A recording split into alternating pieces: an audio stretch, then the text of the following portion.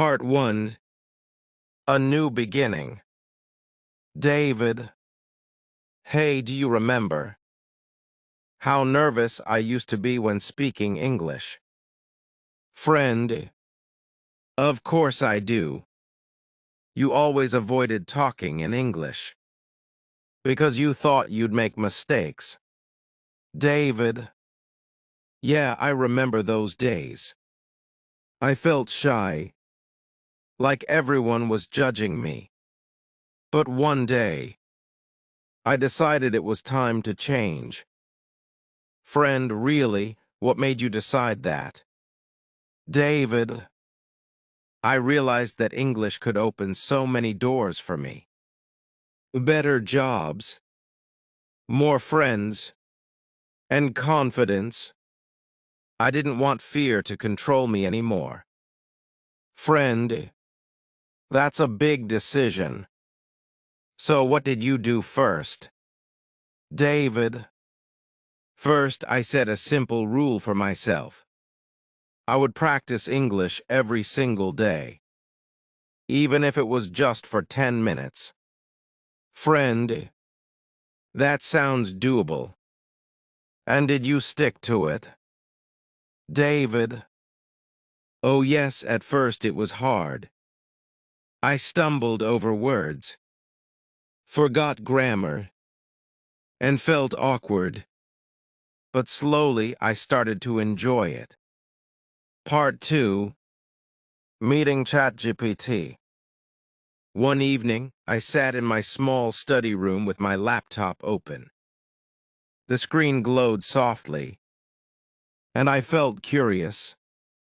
I had heard a lot about ChatGPT, but I had never tried it before. I decided that it was time to see if it could help me learn English. I typed my first message slowly, checking my spelling twice. Hello, I want to practice English with you. My heart beat a little faster as I clicked send. The reply came almost instantly. Hello, David. I'm happy to help you. What would you like to start with? Conversation, grammars, or vocabulary? I smiled at the friendly tone. Let's start with conversation. I typed. Sure. ChatGPT answered. Let's pretend we are meeting for the first time at a coffee shop.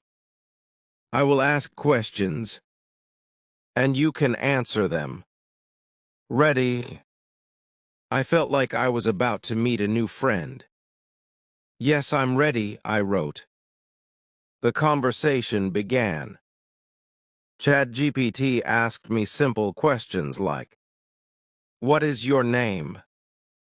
And where are you from? I answered slowly but clearly, feeling more confident with each sentence. When I made small mistakes, ChatGPT gently corrected me and explained the right way to say it. It didn't feel like a lesson. It felt like a friendly talk. For the first time, learning English didn't seem scary. It felt warm, like sharing a cup of tea with someone who understood me. I knew I wanted to continue. This was just the beginning of my journey with ChatGPT. Part 3. Trying new learning styles. David, you know, I was thinking, learning English can be boring sometimes. ChatGPT. That's true, but we can make it fun. Do you want to try some games? David. Games? That sounds interesting. What kind of games? ChatGPT. We can play word games, role-play conversations, or do quick vocabulary challenges. David. Let's try a role-play. ChatGPT. Okay, imagine you are at a restaurant in London, and I am the waiter. You have to order food in English. David smiling. All right, let's start. ChatGPT. Good evening, sir. May I take your order? David. Yes, I would like grilled chicken with vegetables. Please. ChatGPT. Would you like something to drink? David. Yes, a glass of water. ChatGPT. Perfect. Your order will be ready soon. David. That was easy and fun. ChatGPT. Exactly. You just practice polite requests, food vocabulary, and real-life conversation. David. I never thought learning English could be this enjoyable. ChatGPT. That's the power of interactive learning. Shall we try a vocabulary challenge next? David. Sure, let's go. Part 4. Learning with fun. David. ChatGPT. Yesterday you taught me some new words, but I forgot 2 of them. Can you help me remember? ChatGPT. Of course, David. Which words do you remember? And which ones are missing? David. I remember curious and delighted, but the other 2 are gone from my brain. ChatGPT. No problem. The other 2 were adventure and confident. Want me to give you a small game to remember them better? David. A game? Yes, please, that sounds fun. ChatGPT. All right. I will say a sentence with a missing word, and you have to fill it in. Ready? David. Ready. ChatGPT. When I travel to new places, I feel excited for the space that awaits me. David. Adventure. ChatGPT. Perfect, now the second one. After many days of practice, David felt space about speaking English. David. Confident. ChatGPT. Exactly, you got them both right. David. Wow, I think I will remember them now. This game really works. ChatGPT. Let's try roleplay next. You are a tourist in London, and I am a shopkeeper. You want to buy a gift. David. Okay, here we go. ChatGPT. Hello, sir. Welcome to my shop. How can I help you today? David. Hello. I am looking for a small gift for my friend. ChatGPT. Sure, what kind of gift would you like? Something useful or something fun? David. Something fun. ChatGPT. We have keychains, mugs, and funny t-shirts. Which one would you like? David. I will take the mug, please. How much is it? ChatGPT. It's £10. David. Here you go. Thank you very much. ChatGPT. Thank you, sir. Have a great day. David. That was fun. I feel like I really spoke in a shop. David. Can we also practice pronunciation? Sometimes people don't understand me when I say words like thought or through. ChatGPT. Sure, let's start with thought. Say it slowly, T-H-O-T. David, T-H-O-T thought. ChatGPT. Good, no through, say T-H-Ru. David, T-H-Ru through. ChatGPT. Great, you are improving, David. David. Thanks, I used to feel shy, but now I enjoy speaking out loud. ChatGPT. Before we finish, let's learn 3 new words today. Explore, improve, and challenge. David. Okay, tell me the meanings. ChatGPT. Explore means to go and see new places or ideas. Improve means to get better. Challenge means something difficult that tests you. David. Got it. Can you make sentences so I understand better? ChatGPT. Sure. 1. I love to explore different countries. 2. You will improve if you practice daily. 3. Learning a new language is a challenge, but you can do it. David, I understand now. I will use these words today. That evening, I felt happy. I realized that learning English didn't have to be boring. ChatGPT made it feel like I was talking to a friend. Every new word, every sentence, and every little mistake was a step forward. I went to sleep thinking, tomorrow I will learn even more. Part 5. Learning from mistakes. I remember one afternoon when I made a big mistake. While speaking English with a new friend, we were sitting in a small cafe, enjoying some tea. I wanted to tell her that I had read a very interesting book. Instead, I said something completely wrong, because I mixed up 2 words.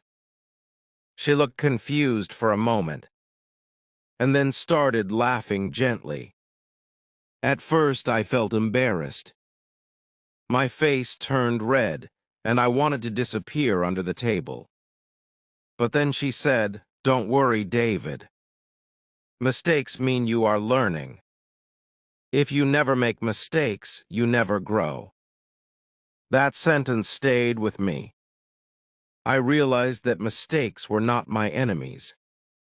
They were my teachers. From that day on, I decided not to be afraid of getting things wrong. Whenever I used the wrong word or incorrect grammar, I would simply note it down in my notebook. Later, I would check it with ChatGPT and understand the correct way to say it. Slowly, I started to laugh at my own errors, instead of feeling bad about them. One evening, I was speaking with my cousin over the phone. I tried to explain to him how important practice was for my English. While talking, I accidentally used the wrong tense in my sentence. My cousin corrected me, and instead of feeling awkward, I thanked him. I told him every correction is a step forward. That was the truth I had learned through experience. Another mistake happened when I went to a local event where many people were speaking English. I wanted to introduce myself and say I was excited to be there. But I mixed up the word excited with exhausted. So instead of saying, "I am very excited to be here," I said, "I am very exhausted to be here." Everyone laughed, including me. That moment was funny, and I realized that people did not judge me. They actually liked my effort. ChatGPT became my daily partner in this journey. Whenever I remembered a mistake, I would type it into ChatGPT and ask, "What's the correct way to say this?"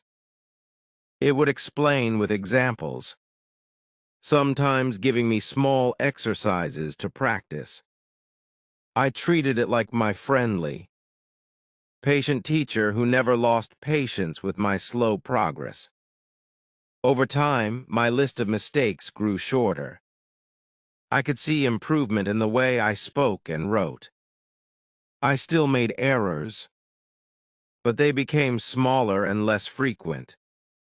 Each mistake I corrected felt like removing a tiny stone from my path.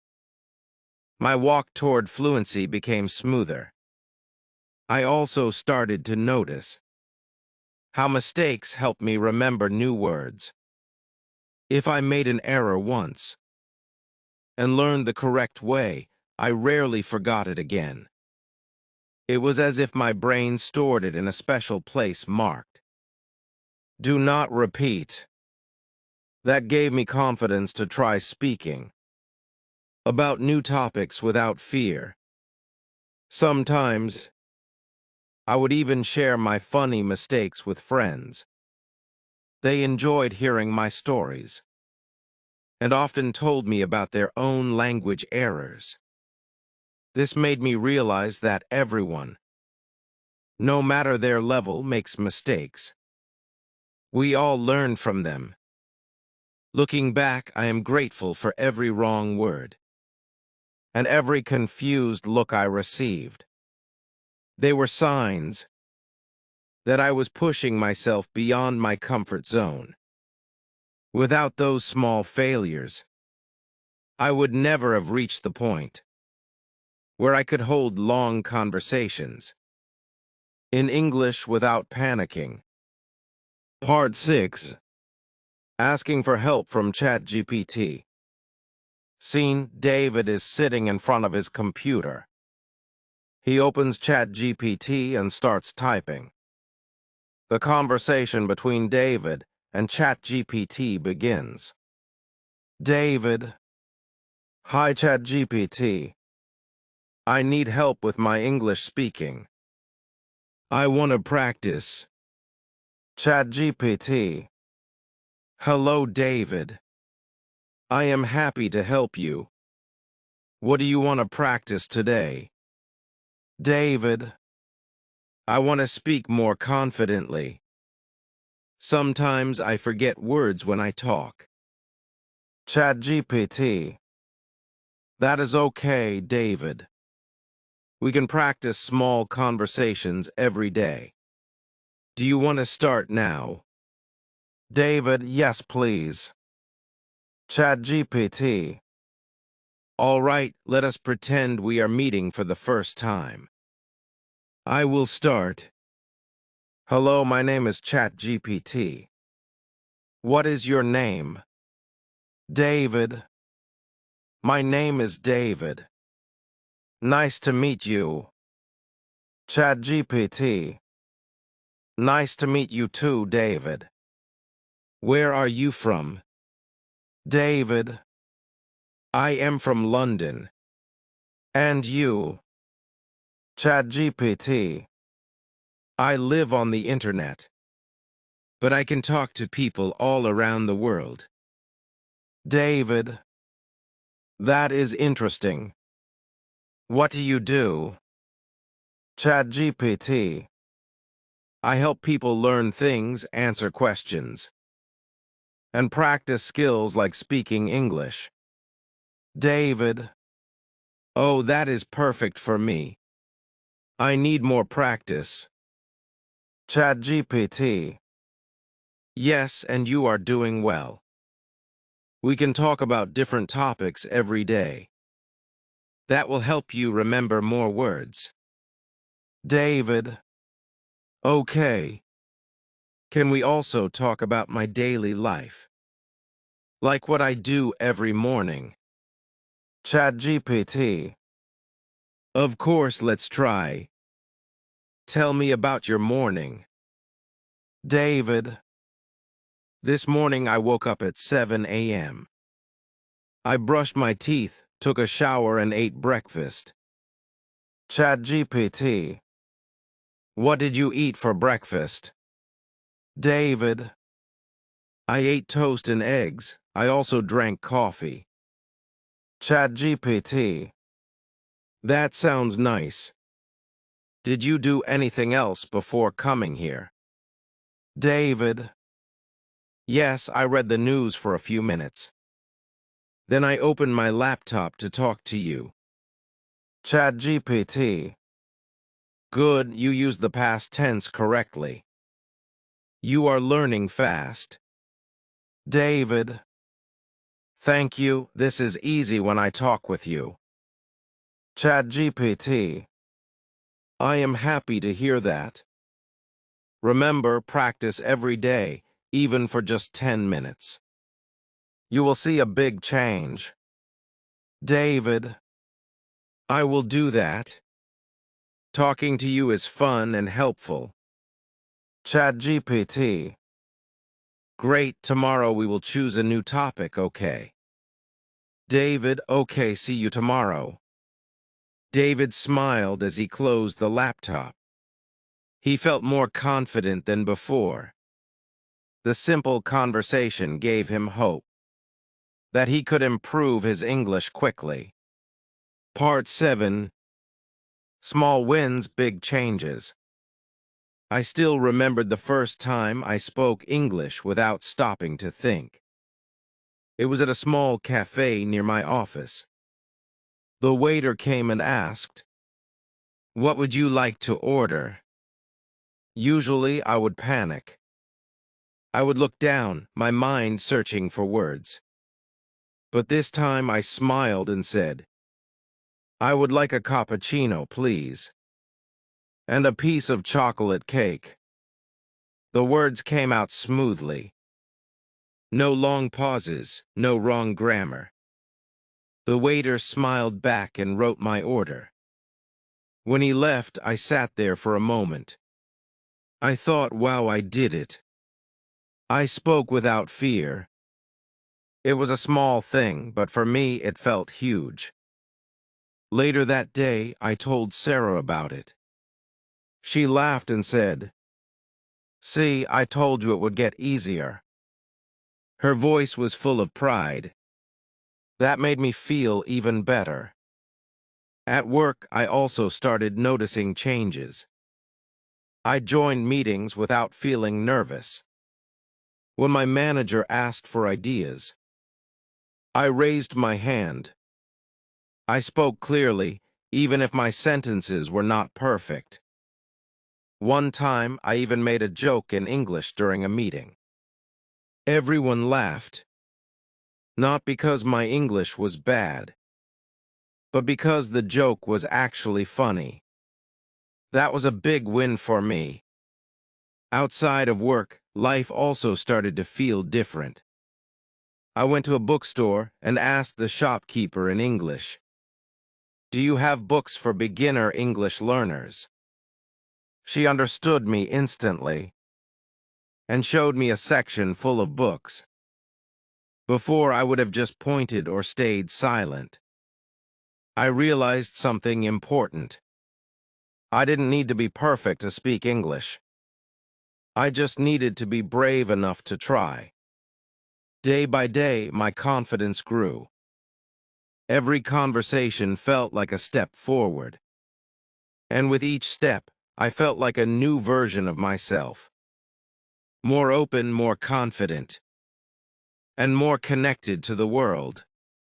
Part 8. A confident new me. I still remembered the first day. I had tried to speak English with someone. My hands had been shaking. My voice had been low. And my mind had been full of fear. I had worried that I would make mistakes, that people would laugh, and that I would feel embarrassed.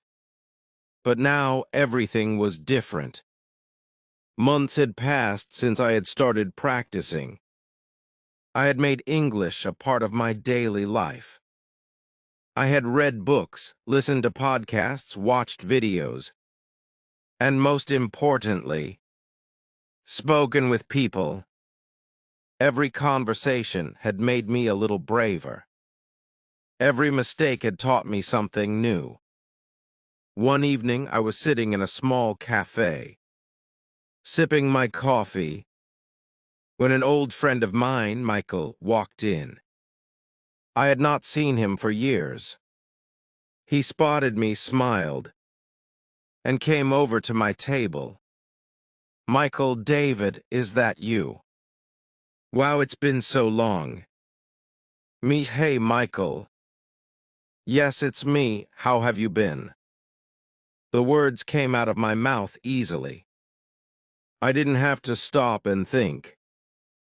I didn't have to translate from my language into English. I just spoke. It felt natural, and that feeling filled me with quiet pride. We talked for a long time about work, life, and our old memories. I noticed that I was listening more carefully and responding more clearly than ever before. My confidence had grown so much that I even started asking him questions about his life in detail. And I understood every answer without him repeating a single word. When he left, I sat there for a moment, smiling to myself. This was proof. I was no longer the David who avoided conversations. I was a new version of myself, a version who could connect with people in another language without fear. Later that week, my manager asked me to give a short presentation at work. In the past, I would have found a reason to say no. I would have felt nervous just thinking about speaking in front of others in English. But this time I agreed. I prepared my points, practiced them a few times, and on the day of the meeting, I stood in front of everyone and spoke. My voice was clear. My sentences were complete. I even made a small joke, and people laughed in a good way. When I finished, my manager said, "Great job, David. You explained everything perfectly." That simple compliment made me feel like I was standing on top of a mountain. That night, I thought about how much my life had changed. I could now talk to strangers without fear. I could travel and ask for directions without worrying. I could make new friends from different countries. English was no longer just a subject in school. It was a bridge that connected me to the world. I also realized something important. The change in me was not just about English. It was about confidence. Learning to speak had taught me that it was okay to make mistakes. It was okay to try. And it was okay to keep going even when I failed. That lesson could be used in every part of my life.